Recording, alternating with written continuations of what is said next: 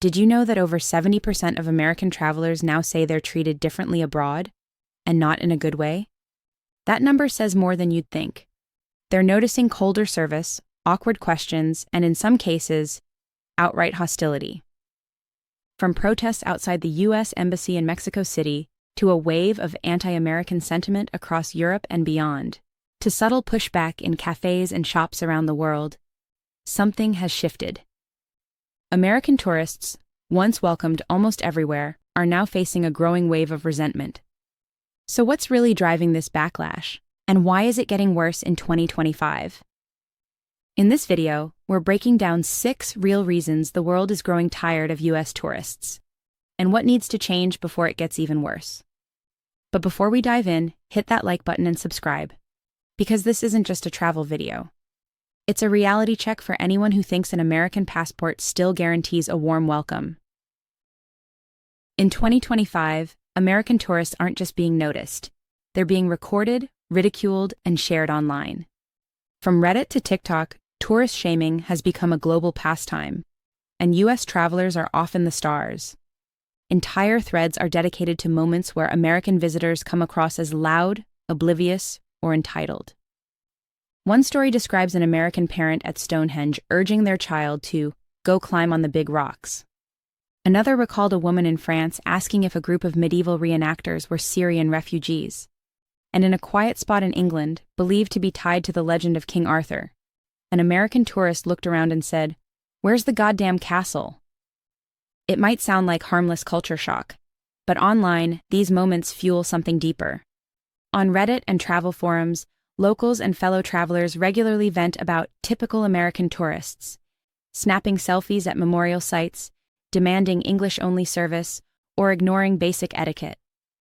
And all of it feeds into an old stereotype that's now gone viral again: the ugly American, loud, entitled, and culturally unaware. This isn't about one rude traveler or one awkward moment. It's about a global perception that's building, one post at a time. And in 2025, every overlooked misstep is a potential headline. For American tourists, the margin for error is shrinking, and the world is no longer looking the other way. The backlash against American tourists isn't just digital, it's happening in the streets. From Europe to Latin America, locals are organizing, marching, and making one thing clear: they've had enough. Not just of tourism in general, but of the strain brought on by high-spending, high-impact travelers from the U.S. In Mexico City, protesters marched through Condesa and Roma, 2 neighborhoods flooded with American expats and remote workers. "Gringos, stop stealing our homes," they shouted as they rallied outside the U.S. Embassy. That same week, storefronts were vandalized and Airbnb listings were spray-painted with anti-American messages. What started as a housing crisis has turned into a cultural one, and American visitors are right at the center of it. And it's not just Mexico. In Spain, where over-tourism protests have become a near-weekly occurrence in cities like Barcelona and Mallorca, the U.S. Embassy issued a public alert to American citizens. The warning advised travelers to avoid large gatherings tied to anti-tourism sentiment and tensions related to the Middle East, 2 flashpoints where U.S. involvement is often front and center. These aren't just isolated outbursts, they're coordinated, emotional, and increasingly common. And when embassies start issuing warnings, it's not just travel anymore, it's reputational fallout. For many American tourists, travel is about freedom: the freedom to explore, to speak English anywhere, to wear what you want, and to experience new cultures without changing your own habits. But in 2025, that mindset is creating real friction abroad. In Kyoto, Japan, local residents in the historic Gion district, known for its geisha traditions, implemented a ban on tourists entering certain alleys. The reason? Tourists, including many Americans, were harassing geishas for photos, filming without permission, and ignoring posted signs. After years of warnings, locals had enough. It's not an isolated case. From religious sites in Thailand to dress codes in the Middle East, stories keep surfacing about American visitors refusing to adapt. Tour guides report frustration with U.S. tourists who walk into temples with shoes on, wear revealing clothing in conservative areas, or treat sacred landmarks like photo ops. In Vietnam, one American was seen wearing a t-shirt covered in guns and the words, "Freedom, the American Way," while touring a museum that documents the devastation of the US-led war. That moment, caught on camera, quickly became a symbol of cultural disconnect. These clashes aren't always loud or aggressive. Often they're small moments of misunderstanding, but they leave lasting impressions. Because in many countries, the problem isn't that Americans show up. It's that they show up without listening. In 2025, American tourists are no longer just traveling. They're representing a country the world is rapidly losing faith in. In Canada, just 19% of people believe the US will have a positive influence on the world, a historic low for America's closest ally. In Germany, favorability has plunged since the 2024 election. And across Europe, the message is clear. More countries now view the US negatively than ever before. Even more shocking? According to the Democracy Perception Index, China is now viewed more favorably than the United States in most of the world, a reversal that would have been unthinkable just a few years ago. These aren't just numbers, they're signals. And American tourists are caught in their shadow. Today, US travelers are being advised to avoid political clothing, skip controversial topics, and even soften their accents in tense environments. Some are coached on how to respond to loaded questions abroad. Others quietly claim they're Canadian, just to avoid uncomfortable conversations. Because in 2025, saying you're American doesn't always spark curiosity. It can spark judgment or silence. Tourism used to be about where you're going. Now, for American visitors, it's just as much about what you're bringing with you. A reputation the world no longer overlooks. One of the clearest signs that the world is rethinking American tourism? It's showing up in visa rules. For decades, US passport holders enjoyed near universal access. No paperwork, no questions, just a stamp and a smile. But now, countries are quietly rewriting the rules. Brazil, once visa-free for Americans, has reinstated entry requirements in 2025.